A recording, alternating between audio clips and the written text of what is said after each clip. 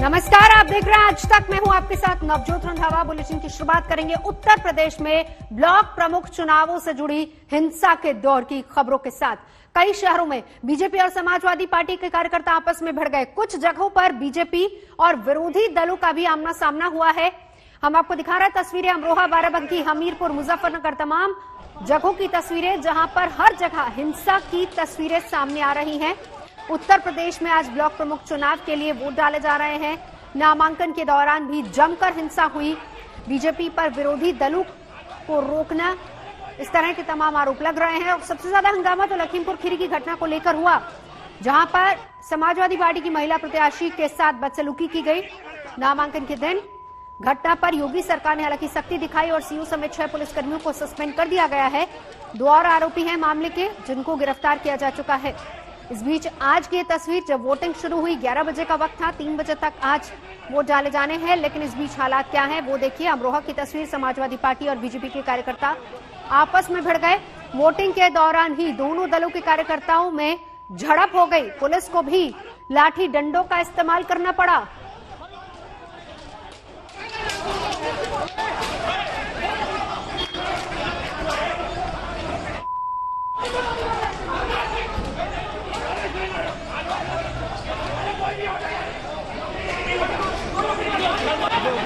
और अब आपको हमीरपुर की तस्वीर भी दिखाते हैं, जहां पर बीजेपी और समाजवादी पार्टी के कार्यकर्ता उलझ पड़े। काफी देर तक दोनों खेमों से एक दूसरे पर लगातार जोर आजमाइश चलती रही। ये तस्वीरें हमीरपुर की, जहां पर झड़प की तस्वीरें सामने आई। पुलिस बल को भी यहां भी लाठी चार्ज करना पड़ा। लाठी डंडों के साथ उपद्रवियों को वहां से खदेड़ा गया, दोनों ओर के कार्यकर्ता। अब देखिए पुलिस ने किस कदर बल प्रयोग किया वहां पर।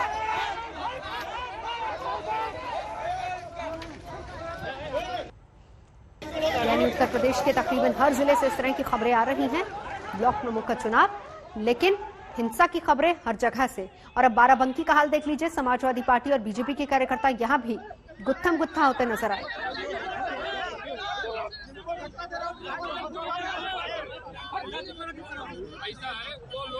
बीजेपी वाले घुस के माँ बहन हमारे पूरे जो कैंडिडेट को वोट डाले, अमरीश रावत और वो माँ बहन की गाली आरोप समाजवादी पार्टी के नेता सीधे तौर पर बीजेपी के कार्यकर्ताओं पर लगा रहे। पुलिस को बताते समझाते कि आखिर हो क्या रहा है वहां पर। पुलिस वहां पर पूरे लाव लश्कर के साथ मौजूद है। हालांकि 11 से 3 बजे तक वोटिंग है चल रही है, लेकिन इस दरमियान पुलिस पूरी तरह से मुस्तैद थी, क्योंकि इस बात को सुनिश्चित किया गया था कि हिंसा की कोई घटना कहीं भी ना हो। बावजूद इसके हर जगह से तस्वीरें। अब यहाँ पर मुजफ्फरनगर का हाल भी देख लीजिए। जमकर झड़प यहाँ भी हुई है। बीजेपी और विरोधी खेमे के लोग आमने सामने आ गए। यहाँ का हाल क्या है वो आप इन तस्वीरों को देखकर समझ सकते हैं।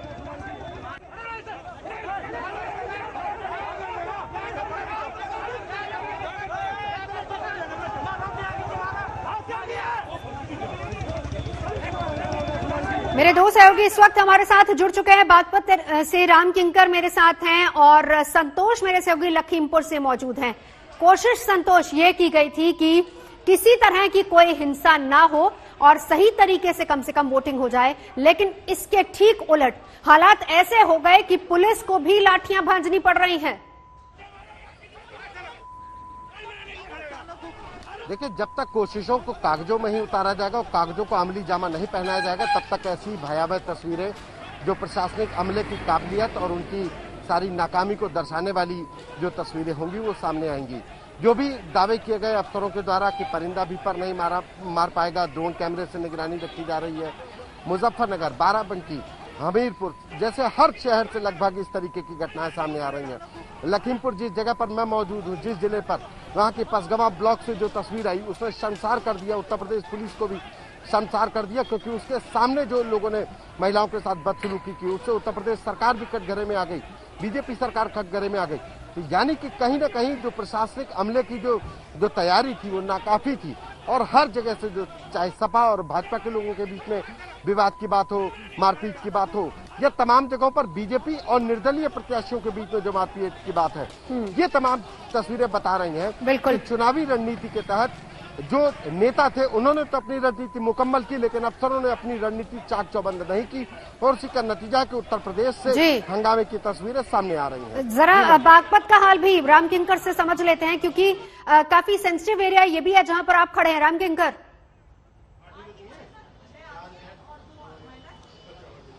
नवजोत, अभी थोड़ी देर पहले ही इलाके के डीएम और एसपी ने अंदर जाकर मुआयना लिया है और देखा कि किस तरह से मतदान चल रहा है।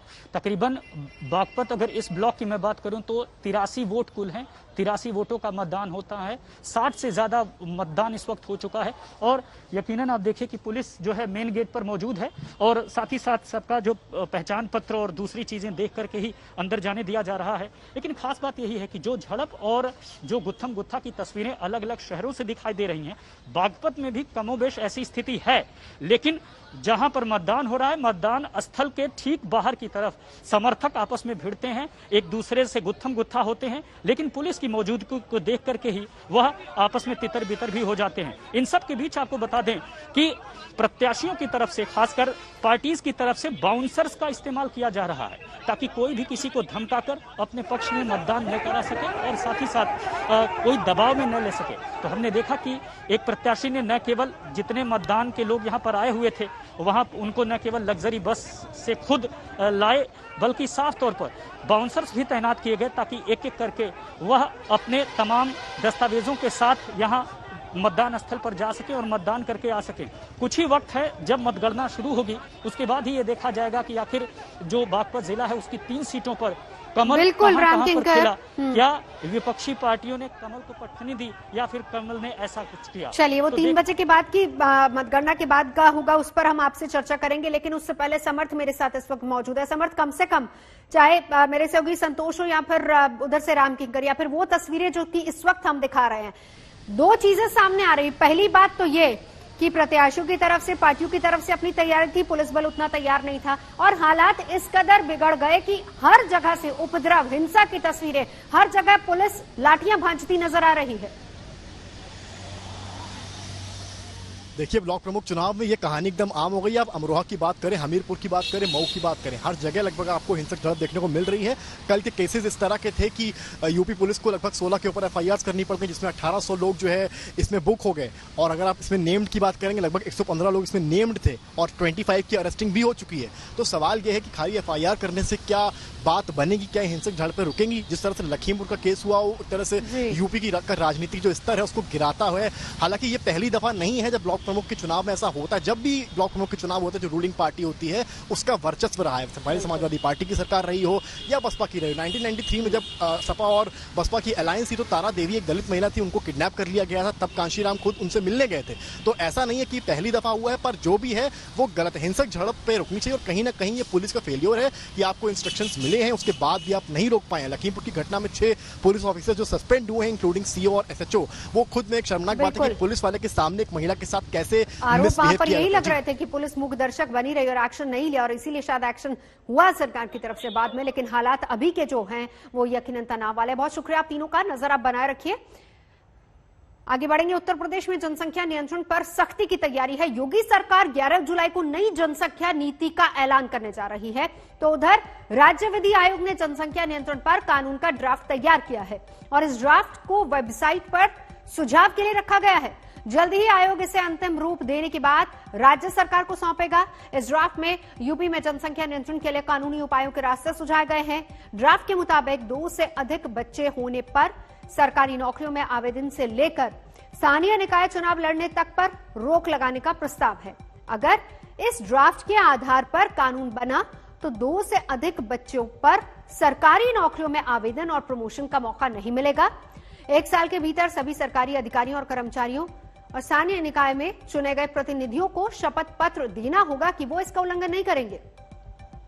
ड्राफ्ट में 2 बच्चे वाले अभिभावकों को बिजली पानी पर टैक्स में छूट की सुविधा भी दी जाएगी। खासकर उन लोगों का ध्यान रखा जाएगा जो कि सरकारी नौकरियों में नहीं है। 1 बच्चे वाले अभिभावकों को मुफ्त में शिक्षा, मुफ्त बिजली, पानी और इलाज की सुविधाएं देने का प्रावधान इसमें रखा गया है। जनसंख्या नियंत्रण विधेयक का ड्राफ्ट तैयार हो गया है। क्या है इस ड्राफ्ट में बताएंगे। हमारे साथ मौजूद हैं समय यूपी स्टेट लॉ कमीशन के चेयरमैन एन मित्तल साहब। मित्तल साहब, स्वागत है आपका आज तक पर।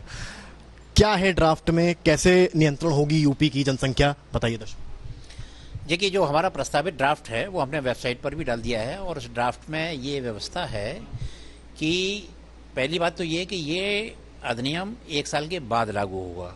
इसका उद्देश्य ये है कि अधिनियम पारित होने के बाद या उसके समय अगर कोई महिला गर्भवती है तो उसके अधिकारों को उससे वंचित ना किया जाए।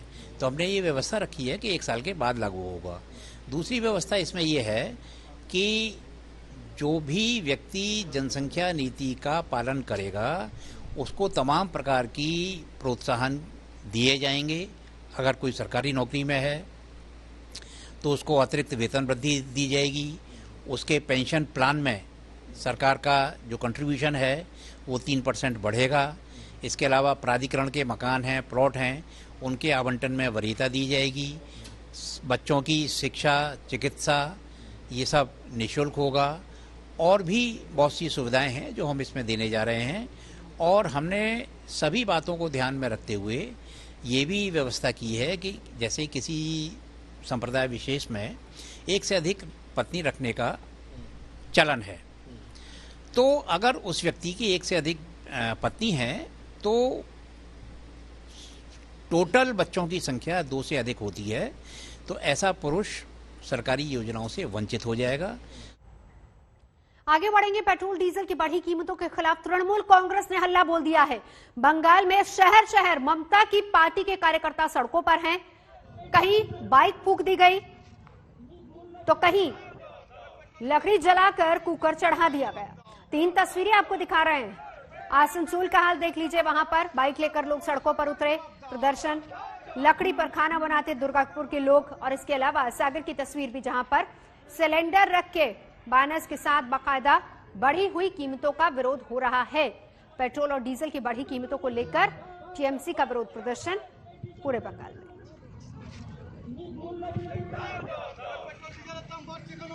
और अब आसनसोल का हाल भी आपको दिखाते हैं। तृणमूल नेता ने बाइक ऑन सेल का बैनर लगाकर पेट्रोल डीजल की बढ़ी कीमतों का विरोध किया।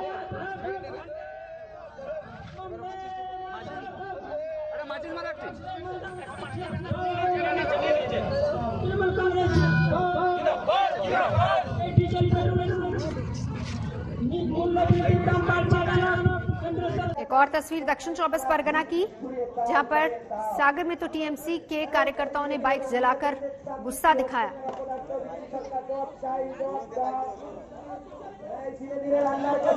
बढ़ी हुई पेट्रोल डीजल की कीमतों के खिलाफ ये टीएमसी का विरोध प्रदर्शन है। अलग अलग जगहों पर कार्यकर्ता अलग अलग तरीके से विरोध करते नजर आ रहे। दुर्गापुर का हाल देख लीजिए। तृणमूल नेताओं और कार्यकर्ताओं ने पहले साइकिल की सवारी की और फिर धरना प्रदर्शन किया। केंद्र सरकार पर निशाना साधा। सड़क पर कुकिंग गैस रखकर प्रदर्शनकारियों ने लकड़ी पर खाना पकाया।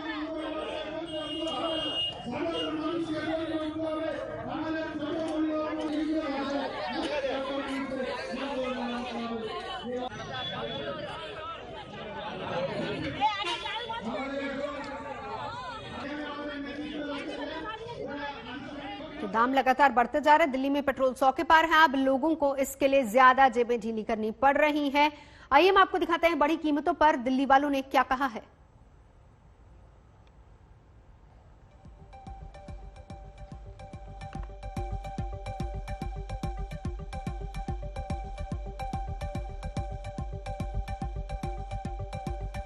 पेट्रोल इतना ज़्यादा महंगा हो गया है कि गाड़ी चलाना दुर्लभ हो गया है। तो हम तो जो है गाड़ी को इतना ही इस्तेमाल करते हैं जितना बहुत ज़रूरी है कि हमें जाना ही पड़ेगा गाड़ी में तो ही जाते हैं, नहीं तो बस या मेट्रो में ही सफ़र करना पसंद करते हैं हम लोग। तो पेट्रोल के दाम बहुत ज़्यादा बढ़ गए, डीजल का रेट बहुत ज़्यादा बढ़ गया। यहाँ तक भी हमारी ड्राइवर आदमी हमारी तनख्वाह तक नहीं मिल पा रही टाइम सिर के अनुसार। जहाँ ऐसा भी लग रहा है कि अब नौकरी से हमारी जाने वाली है। सरकार तो हमारी सुन रही थी कोई, गरीब आदमी को और जितना मर रहा है और मार रही है गरीब आदमी को सरकार। समस्या तो बहुत हो रही है सर, क्योंकि 1-2 दिन में देखो बढ़ते जा रहा है, काम होने का नाम नहीं ले रहा है। अब क्या कर सकते हैं, सरकार को भी देखना चाहिए ये सब चीज़ें। आम आदमी परेशान है, पब्लिक परेशान है, गरीब आदमी परेशान है, जो संपन्न है, बड़ा आदमी है, उसके लिए कोई दिक्कत नहीं है, लेकिन आम आदमी के लिए ये मतलब बहुत दिक्कत की बात है।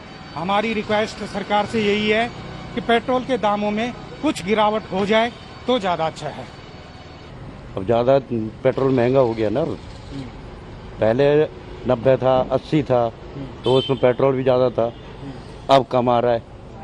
अब बाइक चलानी भारी हो रही है, कैसे चलाए। और अब रुक करते हैं हरियाणा का। हरियाणा जहां पर आंदोलनकारी किसानों और पुलिस के बीच में धक्का मुक्की हुई है। तस्वीरें आपको यमुनानगर की दिखाएंगे, जहां पर मटका चौक पर सूबे के परिवहन मंत्री मूलचंद शर्मा ने अपने कार्यकर्ताओं से मिलने पहुंचना था, लेकिन किसानों के विरोध के कारण पुलिस ने एहतियातन वहां पर बैरिकेड कर दिए और इसके बाद गुस्साए किसानों ने बैरिकेड तोड़ दिए, लेकिन पुलिस कर्मियों ने किसानों को आगे बढ़ने नहीं दिया। 2 तस्वीरें बैरिकेडिंग की गई क्योंकि मंत्री जी यहां पर आने वाले थे। किसानों का विरोध लगातार जारी है, किसान लगातार बीजेपी के नेताओं का विरोध कर रहे हैं और इसीलिए किसान और पुलिस दोनों के बीच में वहां पर तनाव की स्थिति पैदा हो गई।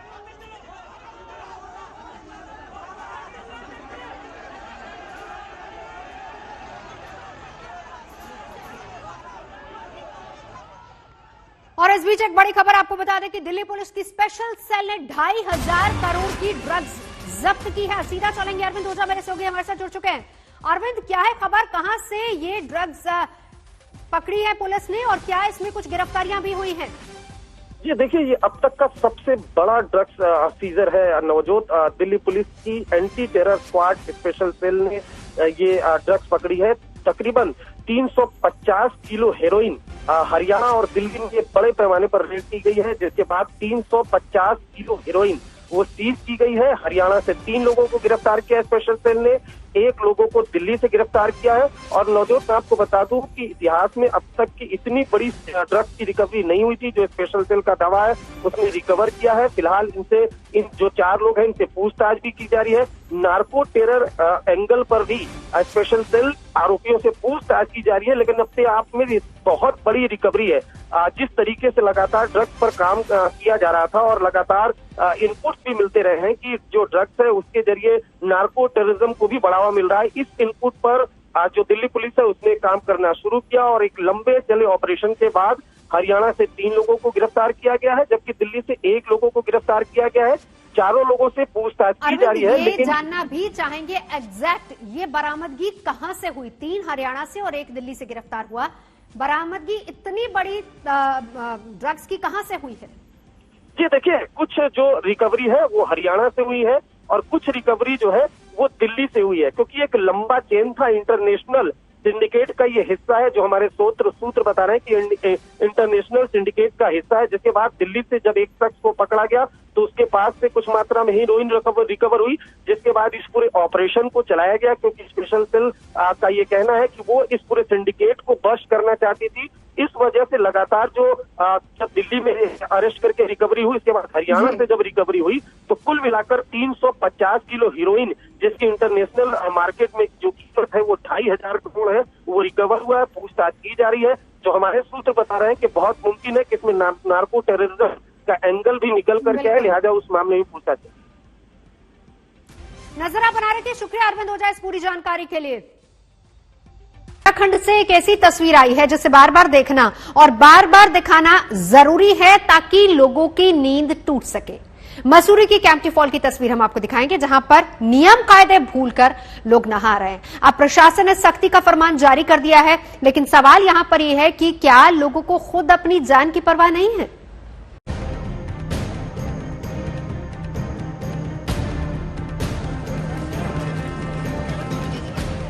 सर डर तो क्या, बस लोगों को थोड़ा संभल के चलना चाहिए, बाकी तो ऐसा कोई प्रॉब्लम वाली बात नहीं। कोरोना है आफ्टर 50 एज के बाद लगता है। नहीं, अच्छा 50 के बाद ही लगता है? 50 के बाद ही लग रहा है लोगों को। अब देखो हम सब जवान घूम ही रहे, कोई प्रॉब्लम ही नहीं है। ये डॉक्टर साहब हैं, गर्मी से उबकर रोहतांग पास पर तरावट लेने आए हैं। डॉक्टर होकर भी मास्क के बारे में ये क्या ज्ञान दे रहे हैं, जरा आप भी सुनिए। इम्यूनिटी पावर स्ट्रांग होनी चाहिए बस। पर आप तो डॉक्टर ने अपने मास्क भी नहीं पहना हुआ। सर अब क्या करें, यहाँ पे पहले ऑक्सीजन कितनी कमी है, मास्क लगा के क्या करें बताओ? पहले ही इतनी ऑक्सीजन की कमी है, मास्क लगाएंगे और ज्यादा। चलिए आप डॉक्टर हैं सर, तीसरी लहर का खतरा आ रहा है, आप बताइए लोगों को क्या एडवाइस देंगे? सर बस थोड़ा सा ये है कि डिस्टेंस बना के चले। और सर मास्क की बात, सर जो अभी आपने मास्क लग रही है, ये भी मास्क नहीं, ये भी रेस्पिरेटर बोलते हैं इसको। मास्क तो सर दूसरा होता है, इसके 125 ट्रिलियंस माइनस में होते हैं जो अपने वायरस होते हैं। अब ये वायरस तो रोकता नहीं है। ये तो महज बानगी है। पहाड़ों पर मौज मस्ती करने आए सैलानी तो कोरोना के खतरे को जैसे ताक पर रख चुके हैं। जरा देखिए मसूरी के इस केम्प्टी फॉल पर जमा लोगों की भीड़ को। केम्प्टी फॉल का ये वीडियो जब वायरल हुआ तो उत्तराखंड से लेकर दिल्ली तक की सरकारों में खलबली मच गई। स्वास्थ्य विभाग की प्रेस कॉन्फ्रेंस में भी ये वायरल वीडियो चलाया गया। आगाह किया गया कि कोरोना काल में इस तरह का खिलवाड़ भारी पड़ सकता है।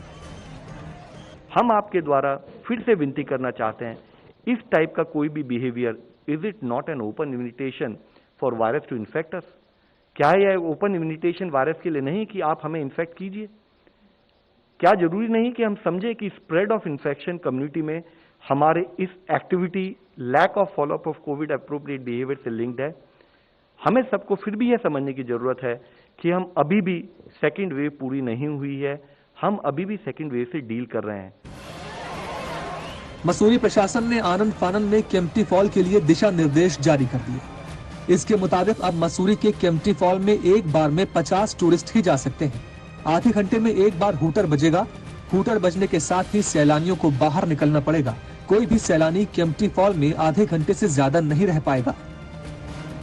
उत्तराखंड के प्रमुख पर्यटन स्थलों नैनीताल और मसूरी में सैलानियों का सैलाब उमड़ पड़ा है। सोशल डिस्टेंसिंग ताक पर चली गई है। मास्क का मतलब ही लोग भूल गए हैं। जिस तरह से कई चित्र ऐसे दिख रहे हैं कि काफी लोग बिना मास्क के साथ साथ चलना और झुंड में चलना और कहीं पर दिखाई दे रहे हैं, तो वो चिंता बढ़ाती है हम सबकी। इसलिए हम हाथ जोड़ के विनती ही कर सकते हैं और सरकारें अपनी तरफ से एहतियात बरत ही रही हैं। हाईकोर्ट ने 4 धाम यात्रा पर पाबंदी लगा दी है, लेकिन उत्तराखंड सरकार ने कांवड़ यात्रा पर पाबंदी हटाने के संकेत दिए हैं। 4 धाम यात्रा का मामला अभी न्यायालय के कारण से न्यायालय में चल रहा है, माननीय न्यायालय में है। और जो कांवड़ यात्रा है, कांवड़ यात्रा चूंकि अनेकों राज्यों का उसमें जो है एक साथ होता है कि एक राज्य की यात्रा नहीं है, उसमें उत्तर प्रदेश का भी मामला है, हरियाणा का भी है और दिल्ली का भी है। तो हम उन राज्यों से भी बात करने वाले हैं। उसके बाद जो भी निर्णय होगा उसको निर्णय करेंगे। अभी तो सैलानियों की आवक से ही उत्तराखंड में कोरोना प्रोटोकॉल की धज्जियां उड़ रही हैं। ऐसे में अगर कांवड़ यात्रा को हरी झंडी दे दी गई तो ये कोरोना की तीसरी लहर को खुला न्योता साबित हो सकता है। दिलीप सिंह राठौर, देहरादून, आज तक। फिलहाल यहाँ रुकेंगे एक ब्रेक के लिए। आज तक पर खबरों का सिलसिला जारी है, देखते रहिए आज तक।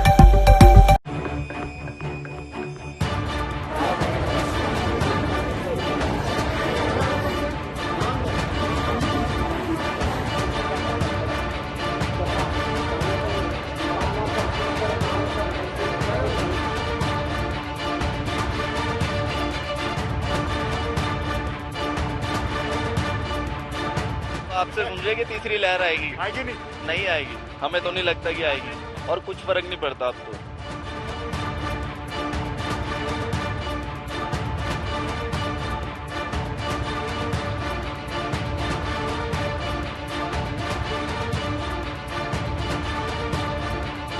कोरोना है आफ्टर 50 एज के बाद लगता है।